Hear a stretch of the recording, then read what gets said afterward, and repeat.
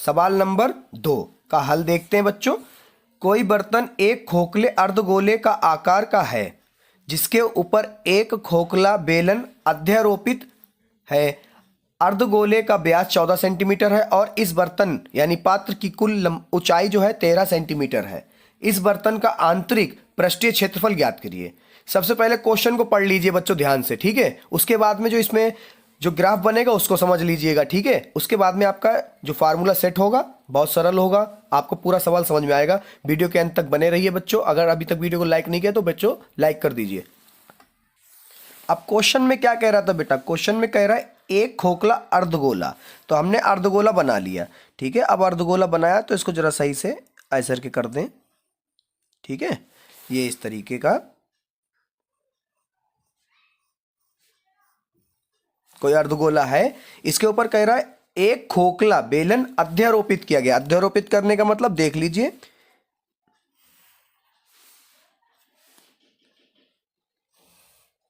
ठीक है, इस तरह से,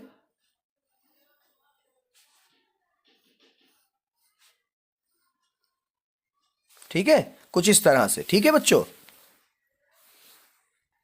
अब क्वेश्चन में कह रहा है अर्धगोले का व्यास कितना है बच्चों।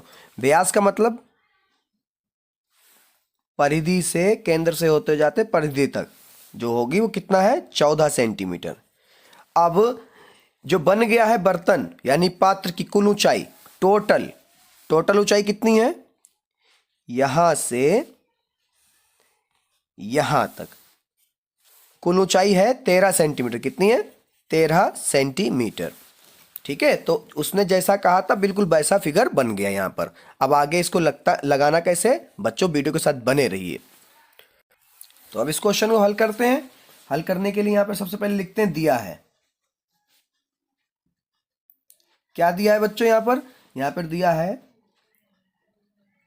अर्ध गोले का व्यास कितना है, 14 सेंटीमीटर, 14 सेंटीमीटर, ठीक है। उसके बाद में इसकी त्रिज्या निकाल लीजिए अर्धगोले की, त्रिज्या स्मॉल आर। अब त्रिज्या कितनी होगी इसकी, यहां पे कर लो, 14 का आधा कितना आ गया, 7 सेंटीमीटर। तो ये जो है इसकी त्रिज्या जो हो जाएगी यहां से यहां तक, तो ये हो गई 7 सेंटीमीटर। कितनी हो गई, 7 सेंटीमीटर, ठीक है। उसके बाद में बर्तन की कुल ऊंचाई हमको पता है, तो यहां पे लिखेंगे बर्तन की कुल ऊंचाई h बराबर 13, या h रहने दीजिए, अभी देखते हैं 13 सेंटीमीटर, क्योंकि अभी आगे इसमें होगा। अब बेलन की ऊंचाई निकालते हैं यहां से, किसकी, बेलन की। तो बेलन की ऊंचाई, बेलन की ऊंचाई स्मॉल h, इसको मान लीजिए क्योंकि इसमें परिधि निकाली जाएगी इसलिए, ठीक है। h बराबर, अब बेलन की ऊंचाई कैसे निकलेगी, अगर हम इसकी त्रिज्या को घटा दें बेलन बर्तन की कुल ऊंचाई से अर्धगोले की त्रिज्या को घटा दें तो हमें सिर्फ और सिर्फ बेलन की ऊंचाई पता चलेगी, ठीक है। तो देखते हैं यहां पर 13 माइनस 7 कितना आ गया, 6 सेंटीमीटर, ठीक है।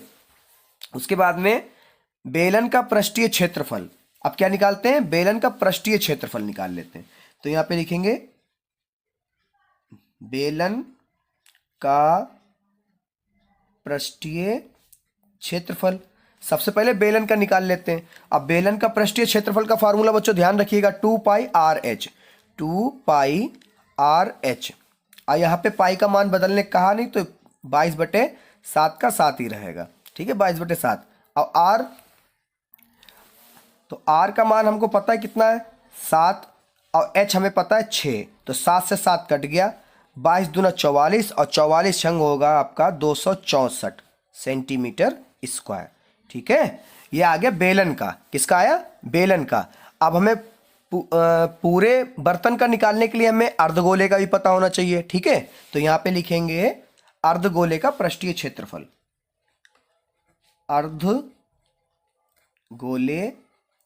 का पृष्ठीय क्षेत्रफल बराबर 2 पाई आर स्क्वायर। ये फार्मूले ध्यान रखिएगा बच्चों, इसका क्या होगा अर्धगोले का पृष्ठीय क्षेत्रफल 2 पाई आर स्क्वायर। ठीक है, 2 गुणे 22/7 और आर तो हमारा वही है 7 गुणे 7, 7 से 7 कट गया तो 22 दूना 44 और 44 सत्ते, तो यहाँ पे 44 सत्ते हो जाएगा 308 सेंटीमीटर स्क्वायर। अब हमें बर्तन का बच्चों निकालना है, क्या करना है, बर्तन का आंतरिक पृष्ठीय क्षेत्रफल।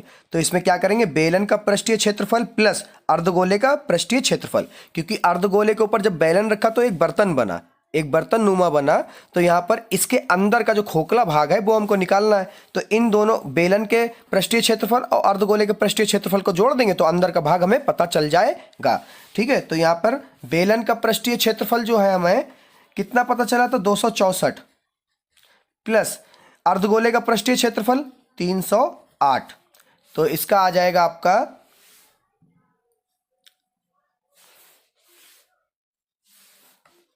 तो बच्चों इसका जोड़ आ जाएगा आपका 572 सेंटीमीटर स्क्वायर। ठीक है।